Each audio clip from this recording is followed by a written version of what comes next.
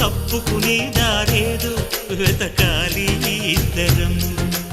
ఎప్పుడు మొదలైందో నన్ను లాగే ప్రియ స్వరం, ఎప్పుడు ఎటు తోస్తుందో చెబుతుందా ఈ క్షణం.